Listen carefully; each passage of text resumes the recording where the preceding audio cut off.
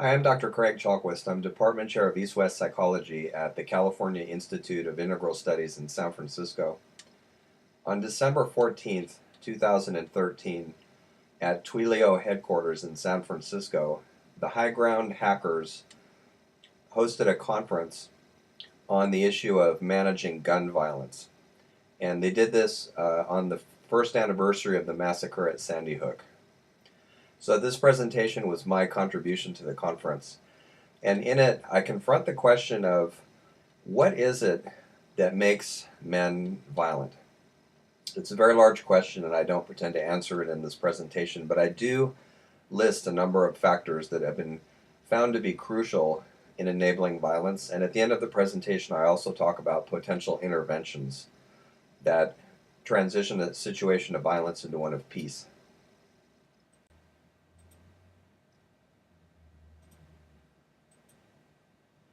In this slideshow, I want to start by briefly going over a couple of statistics just to give us a context for understanding violence in the United States. I want to talk a bit about the cultural, family, and personal factors that I've seen behind male violence. I want to talk a bit about how thoughts and attitudes trigger violence, not cause necessarily, but trigger violence. And I want to lead you through what it looks like before an incident of violence, what's happening with the perpetrator, during the incident, what's happening, and then what goes on afterwards as well. And then I want to wind up by suggesting a couple of interventions that have to do with changing thoughts, that have to do with changing body states. And then I want to give you some peace quotations that I would often tell the men in the groups that I used to run. And so to explain a bit about my framework for all this, those groups were run over a 6-year period, 3 times a week. And they were for men who had been convicted and sent to either jail or prison for violent crimes. I had a pretty large variety of clients to work with over that 6-year period. I worked with men who beat up their partners or even killed them. I worked with a lot of military guys who were having trouble staying peaceful. So that included Army, Marines, various special operations groups, and the occasional hitman and rapist as well. So I got a really wide exposure to different kinds of violent guys. I'm the former director of a 300 client counseling center in Santa Barbara, and in that capacity I trained interns and psychotherapists in the techniques of counseling violent men. In my capacity of agency director, I was in the Santa Barbara Superior Court every Tuesday representing the men in my program. We would meet with the judge and the attorneys. I'm a former member of the Ventura County Domestic Violence Task Force, which was a multi-agency force formed to look at the problem of domestic violence. And I am myself a survivor of 19 years of domestic violence. So a few statistics to put this into context. 60% of U.S. homicides are committed with a gun. 100,000 Americans a year are wounded or killed by guns. More Americans die in 2 years from gun violence than were killed in the entire Vietnam War. Mass shootings in the U.S. average about 2 a month since the year 2009, according to the FBI. An American is sexually assaulted every 2 minutes. Most of those Americans are women. And 2 million American men beat their partners every year. Most of those partners are women.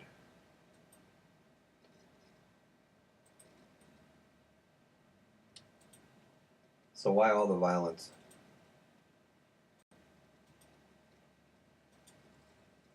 Before we get into that, I wanted to issue a caution. Sometimes the scientific framework that we use to understand violence and human nature in general is oversimplified, a relic of actually 16th century science. And human behavior is much more complex than simple lines of cause and effect. So we just need to bear that in mind when we think about studies that have to do with human nature and human behavior. It's very complex. And if we use insufficient tools for understanding that, we end up going nowhere. Now, very often when there's a shooting, the focus is entirely on the shooter, whether it's the experts who are called in or the media or whatnot. And all the focus being diverted to the shooter means that none of it is given to the fact that we live in a tremendously violent culture. And so, whether or not you agree with our current situation of ongoing undeclared warfare and state-sanctioned assassination, the fact is, those implicitly tell the world that there are plenty of situations as a routine matter of government business in which the talking is finished and we are allowed to kill people. And you can bet that violent people understand that. So when we work against gun violence, we're actually having to work uphill against governmental violence that goes on all the time.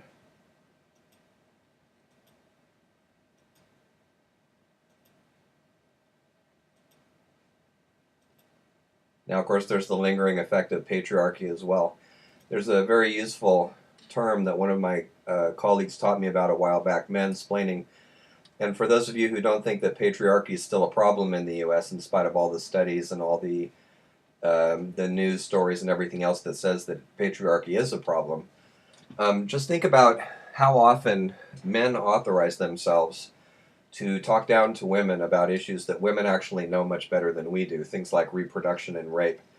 And of course, that language multiplies every time there's an election of some sort. So there's actually a term for this. It's referred to as mansplaining, and so you hear it all the time. And by the way, I want to recommend an article that I believe is available on the internet for free. It's by Bay Area activist Rebecca Solnit, Solnit, and it's called Men Explain Things to Me.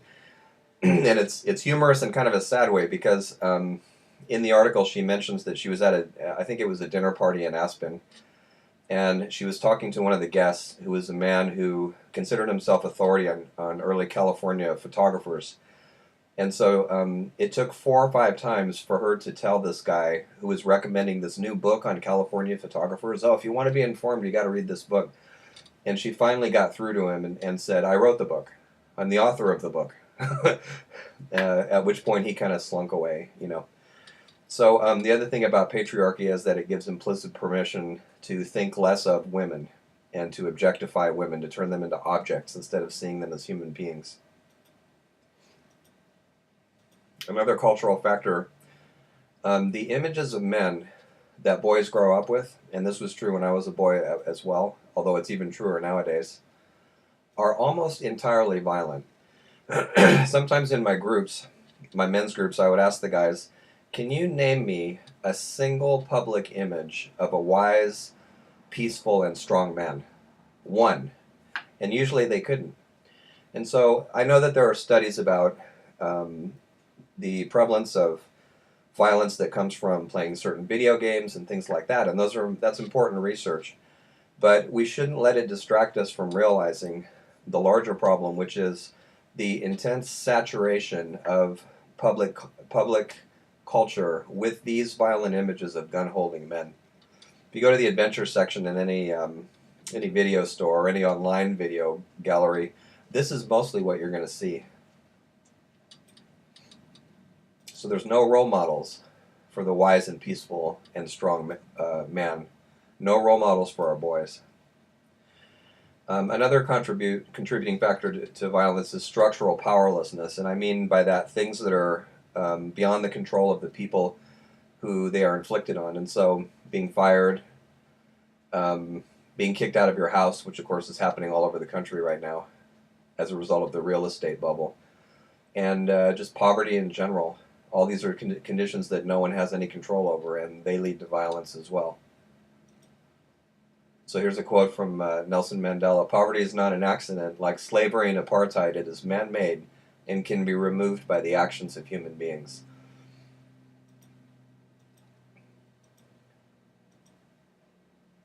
And then, of course, we've heard about this in the news a lot, too, bullying online or at school or wherever. It shouldn't surprise us that bullying is so prevalent in a culture that bullies other cultures, other nations. It's pretty much our standard foreign policy.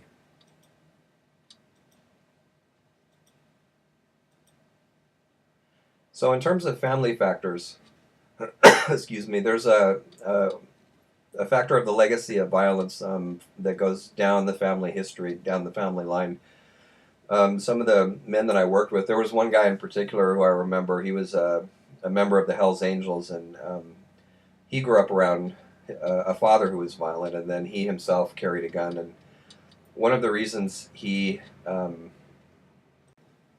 decided to get really serious about his commitment to our groups instead of it just being mandatory is that he was asked by his boy one day, Dad, why is it that you always carry a gun? And that was a huge turning point for him. He had never even thought about it. And he thought, I need to work for a world where boys don't have to ask questions like this. He ended up being an exemplary member of our group. He was great. And the same with another man who was a founding member of the Crips. After he graduated from our group, he would come back. We did a teen group for a time at Cornerstone Counseling Center in Simi Valley, California. That's directed by Scott Barella, who was one of the people who trained me to do this work. And the man I'm referring to came back and talked to our teens about violence a lot of times, and he would tell them a story about how he was shot by a .357 Magnum in the leg, and when he was in the hospital, he wasn't visited by a single one of his gang, not one. And he thought, why is this, and why have I been to over 50 funerals? My life has to change.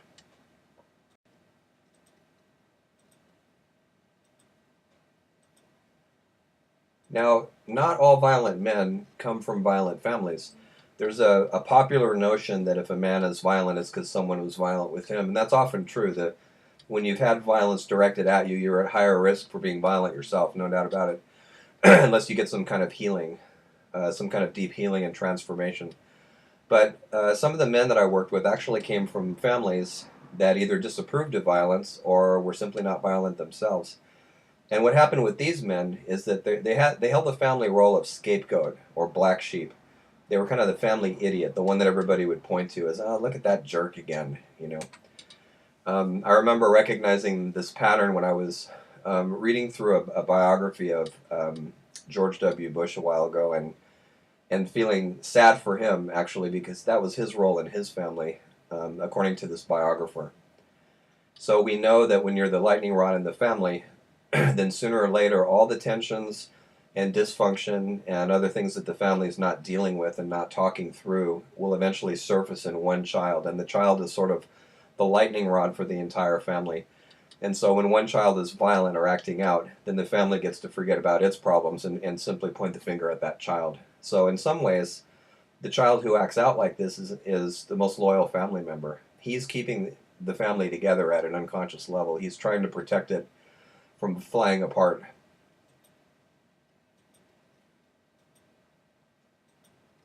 And of course, child abuse, big factor. So those of us who work in this field know about something called the cycle of violence. This version of it has been modified for child abuse, but it applies across many different violent situations. And the way this works is there's an initial tension building phase, and that usually involves the person who's going to be violent sitting on a lot of angry feelings with no tools useful for dealing with those feelings, and so they don't get talked about. And so the tensions build and build, and then there's some sort of a trigger, and then the incident happens, phase 2 here. The violent outburst happens. And then afterwards, there's a reconciliation phase where usually the person who's violent apologizes to his victims, although not always. That usually happens in a domestic violence situation. And domestic violence victims all will tell you that they've heard millions of apologies. It's just something that happens during this cycle. The apology doesn't mean it won't happen again.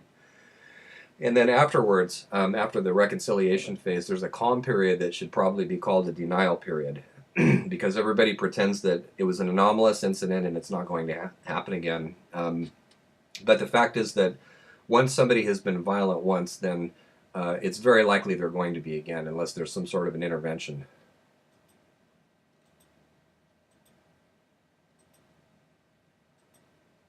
This is a factor that has to do with not being seen by one's family, not being special to anybody, not having what used to be called in other cultures the blessings of the elders, the blessings of the fathers.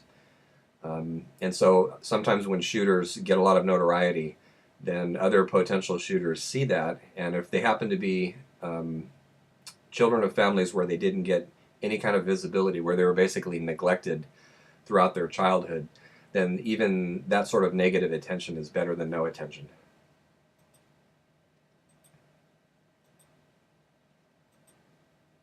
So here's some personal factors. We're now going to focus on the perpetrator of violence now that we've got a bit of the family and the cultural background. And it's important to keep all the backgrounds in mind. And I haven't mentioned all the cultural or family factors that go into enabling violence, just some of the more common ones that I saw in my practice. But it's important to not compartmentalize the shooter from his culture and family of origin. So one hallmark of violent men that I often found in my groups was a very fragile and touchy ego. And once the person would get offended, they would hold a grudge for a very long time. There was no forgiveness. And as part of this, they were very sensitive to being teased and anything that looked like ridicule. So when we did the groups, oftentimes I would actually train the guys to be made fun of. And I would tell them, part of being a guy is that we bash each other. We tease each other and we mess with each other a bit. And so, you need to realize that because it's just part of being a guy without being violent. And so it also taught the guys to take themselves a lot less seriously. I would sometimes give them nicknames. So I remember this one guy who came in and he had gotten arrested because during a fight with his girlfriend, he threw her into a swimming pool. So he was therefore thereafter known as the Dunker. And then we had names for the other guys too. But violent men are often very passive brooders, and so we actually gave our guys assertiveness training, which you would think would be an absolutely wrong move to do with men who are violent anyway. But the truth is that violence comes from passivity, and also anger is highly displaceable. And so very often men would submit to mistreatment, for instance, at work, and then they would come home and take it out on their families. And so we would teach them to deal with conflict at work or in whatever other area of their life they were having problems in. And we noticed that this decreased violence. Violent men are often isolated. They might have drinking buddies or buddies online, but they don't have supportive relationships, deep supportive friendships. When they're in intimate relationships, they tend to be highly controlling. And they alternate between being constantly in the face of their partner. Where have you been? How much money have you spent? Who are you talking to? And that kind of thing. On the one extreme. And then on the other extreme, when they get angry, they're likely to get sulky and withdrawn and just emotionally abandon their partner for a while to punish her. Now, paranoia is a much misunderstood psychodynamic, and one can actually get a pretty good view of this from studying foreign policy in different countries, especially aggressive ones. Paranoia usually, when it's not caused by a psychiatric disorder, a brain disorder of some kind, paranoia is projected hostility. And so in paranoia, the person who's paranoid suspects you of doing what they would do in your place. And so when you hear a lot of talk, for instance, of so our political opponents over there want to take over the world. They want to. They're out to conquer everybody, and so on and so forth. That person is usually talking about their own motivations. So when you hear paranoid statements, think of it as projected hostility. It usually is. Violent men tend to glorify toughness and violence, and so they get plenty of opportunities to do so. Thanks to those images that I mentioned earlier, the hyper-masculine, macho, heroic, gun-wielding, violent male, which is just an absolutely disastrous model. And also, this was true, I think, for all of the guys I worked with, actually. They were very hard on themselves. Occasionally I worked with sociopaths who were people with no conscience, extremely charming and manipulative, but the overwhelming majority of violent people are not sociopaths. So violent men are very, very full of shame about their inability to meet their high standards, whether they're not being a good provider, or they're not living up to their ideals of hyper-masculine manhood, or whatever it is. They feel shame whenever they don't. And whenever there's a violent incident, that actually feeds the cycle of violence because they're ashamed when they hit their partners. They might not say so, but they are. And that adds to later violence. So I want to mention a truth that I found that I think is cross-cultural and found at all times and places. The human spirit cannot stand to be degraded, discounted, oppressed, or ignored. And when it cannot stand any more of that, it will explode just to feel powerful for once. Something that we should always bear in mind. People don't explode because usually they like to, or just for the attention. They do it because they're injured emotionally and they don't know how to deal with their injuries. Which is not to say that they're not responsible for that, for how they act, because they are responsible. But they act the way they do because they're wounded. So thoughts and attitudes are not causes of violence, but they certainly are triggers. And so before an incident starts, there's usually an event that triggers, that stings the person who's going to commit violence. And it can be a perceived slight. It can be a bad day at work. Usually it's something that injures their ego, an argument with a partner, a perceived insult by somebody. And that's the spark that hits the tinder. And so immediately they start brooding on it. They start stuffing it, as we used to say in group. In other words, they wouldn't express their anger. They would just sit on it, which is always dangerous. And then gradually, as the anger built, they would begin objectifying the person they were going to be violent with, turning them into an object. Usually calling them names. That's part of objectifying. Catastrophizing has to do with splitting and opinions that don't leave any options. And so oftentimes violent guys will tell you, I had no choice. I had to be either violent or ground under by the person who was mistreating me. And so part of the work we would do in group is to give them other choices, like being assertive or leaving the scene or whatever before they get violent. As the anger escalates, they begin to fantasize the attack. And they sometimes will brag about it on someone they know, or they'll brag about it online. And drinking is a huge lowering of inhibitions for violent men. I forget the numbers exactly, but it's something like, I believe it's at least 40 to 50% of domestic violence encounters have to do with alcohol. We'd always warn guys against drinking.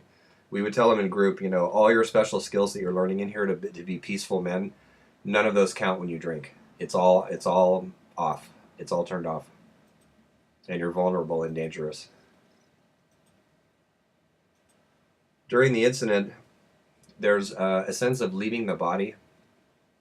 People who are violent will often say afterwards that they didn't feel in control of themselves. Often there's an adrenaline rush. And feelings of power, feelings of godlikeness. I've talked to men who actually missed battle because they felt godlike. They felt possessed by a kind of war god when they were in combat, and they missed that sense of aliveness. Projective identification is a psychoanalysis term, and it refers to when I induce my unresolved feelings in you, and it's an unconscious process. And so this is a huge factor, a huge emotional factor in violence. When violence is intended to terrorize, and most violence is, it has to do with the perpetrator having felt terrified before, having felt injured and put down and controlled before. And instead of resolving those feelings in a healthy way, they induce those feelings in their victims. So I remember a group encounter where a guy who was trying to intimidate me asked me if I was afraid of him, and I said no. When I look at you, I can see why your partner sees a big scary man, but when I look at you, what I see is the really young boy you used to be, who is terrified and helpless and couldn't defend himself. So a big part of especially domestic violence has to do with this. It's sort of an unconscious logic. The perpetrator at some level is saying to himself, I'm going to replay the situation that injured me, but this time I'm going to be in charge. It's a false attempt at healing.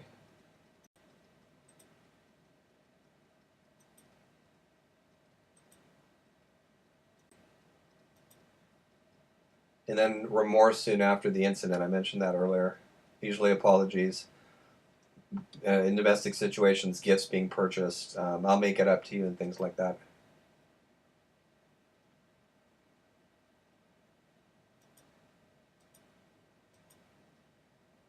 And then after the incident, I used to have a handout I gave my guys in group, and I called these the fearsome foursome because they all did them. I would tell the guys, "You've done all of these, so read these and give me examples of when you've done them recently." So denial. This usually shows up as, "I'm actually not a violent man, and it won't happen again." And then, of course, denial in the victims too. Minimizing means trying to excuse the crime somehow by making it less than it really was. And I actually saw this a lot, not just in the groups, but at intake, when I would interview men who wanted to be in our program. I should say, forced to be in our program, and forced by probation. And I would say, "So why are you here?" And usually what I heard was some version of, "Well, I just slipped," or we had a little scuffle, and then the police got involved, and they blew it all out of proportion." And so when they said that, oftentimes I would have the police report with me, and I'd say, "Well, help me to understand this, because the police report doesn't say anything about pushing and shoving, and why don't you actually read it? This is what it does say. Read it out loud."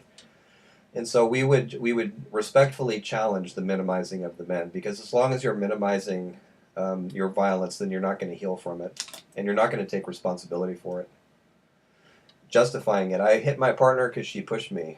I hit her because she deserved it, or he deserved it, or what have you." And then blaming.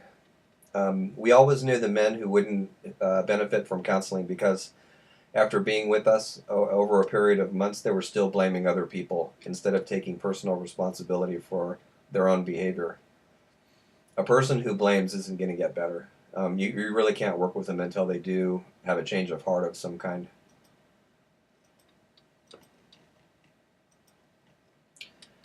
So I want to switch to intervention, and one of the things that we used to do in the groups is we would challenge the usual thinking of the men when we realized that recognized that those were the sorts of thoughts that tend to enable violence.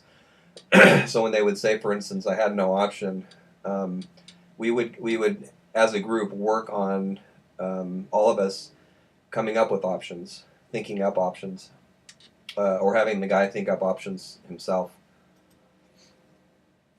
And so the blaming and justifying, we would counter that by saying, "We want you to actually go and talk to your boss because you're having a problem with him, or go and talk to whoever it is that is making you angry. And no excuses. Actually go and do it. And then if it fails, it fails, and we'll deal with that afterwards. But I want you to actually try this." And so stereotypes. When we would hear this sort of thing, or the men would refer to their partners as "my ball and chain," or "my boss as an asshole," or whatever it was, we would say, "Okay, so we want you to make an inventory of your stereotypes, and you're already on the road because you've given us a couple already. So what are some of the other ways you objectify people? What are some of the other ways you label people that allows you to be violent and think less of them?" They made me do it, the blaming again. And so we would actually give the guys lists of emotion words and have them practice them so that they could articulate their feelings instead of acting them out. For the most part, men who can talk about how they feel generally won't be violent. And we wouldn't accept any excuses when we gave homework or had the guys come up with their own. It's quite characteristic of violent people to think that they can't do something because they can't do it because of this, they can't do it because of that. They invent excuses.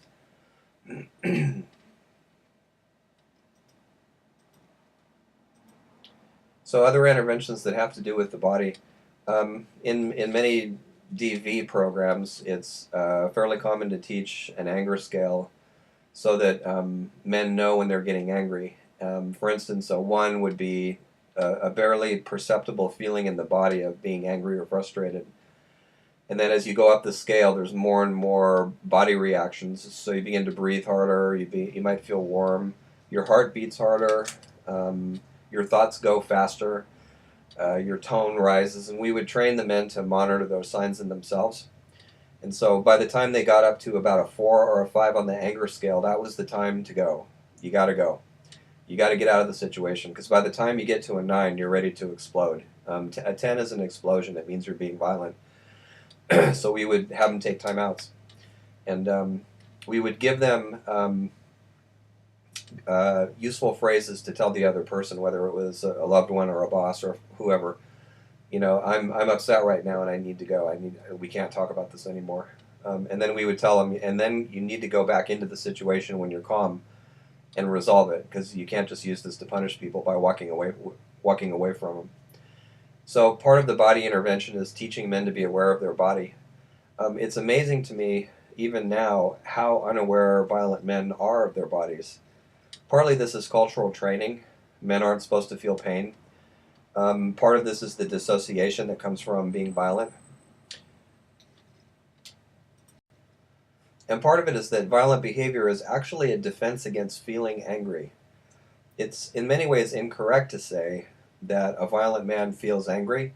He's acting out so he doesn't feel his angry, because it's overwhelming for him, unless he's learned how to actually sit with it. And we would teach guys that, how to actually sit with your anger, how to actually be in dialogue with your anger, and contain your anger and express it appropriately.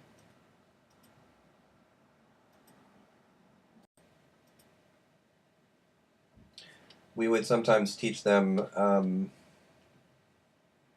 how to contact other people, local resources, referrals, or us as their counselors when they felt angry, when they felt bad, out of sorts. We would give them lots of activities for relaxing, especially going outdoors, outside somewhere. We spend so much time indoors that we don't realize that the buildings that we're in, especially when they're small rooms, actually focus our anger in a way that's unhelpful. It's almost like we're in a pressure cooker somehow. So if you have a difficult conversation to have with somebody, notice how different it feels, how much more expansive and flowing it is when you have the conversation outside, so that the entire natural world can hold you. And studies have shown many benefits to being outdoors anyway. It tends to lower high blood pressure, it tends to elevate mood, make people less anxious, make people less irritable, and a whole host of other benefits. We would give meditation training sometimes to the guys, or recommend that they get some. It helps with focus and containment of emotions. And then we would give them lots of communications training, conflict resolution, empathy training to overcome objectifying. And then we would educate them about what it means to have an alcohol problem. Fortunately, there's a lot of information about this now available on the internet too. Some of the classic signs of alcohol abuse and what that looks like. So I want to finish just by reading some of these quotations for peace. And I should mention too that when I worked at Cornerstone Counseling, we didn't keep strict statistics, but we kept estimates. And our estimates were that above 90% of the men who graduated from the full program never reviolated their probation and were not arrested afterwards. That we consider that a pretty significant success rate. So I'm a huge believer in a man's ability to transition from being violent into being peaceful, and I'm also a big believer in early intervention. And so the sooner young men can have strong, peaceful male role models and can get some of that loving attention and witnessing that they need so much from their elders, the better. They're much likelier to be peaceful men. And incidentally, I should mention that something like 80% of the men on death row came from violent families, and I'm convinced that 100% of the men on death row came from families that were destroyed by some sort of deep emotional wounding, sometimes social structural problems contributing to that, or even being a key focus like poverty. So some quotations for peace. Contempt is the contrary of attention. This is a statement of French writer and activist Simone Weil. Wrong inflicted on me by someone does not in any way entitle me to inflict wrong on him. Arthur Schopenhauer, the philosopher. A riot is the language of the unheard. Martin Luther King Jr. Not even the angels stand higher than the man who took the wrong way and then returned. It's from the Talmud. My very first published paper was it was a chapter in an anthology on how to deal with domestic violence. And the name of the chapter was taken from the Talmud. It was The Masters of Return, and it talked about work with working group with men, watching them transition from violence to peace.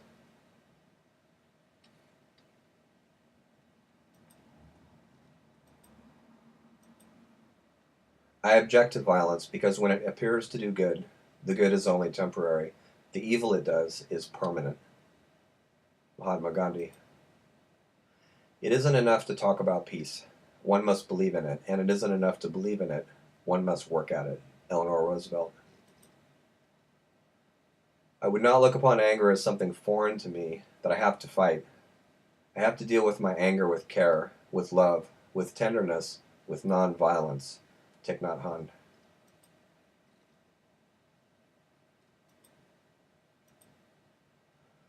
And then a last one from A.J. Muste. There is no way to peace. Peace is the way.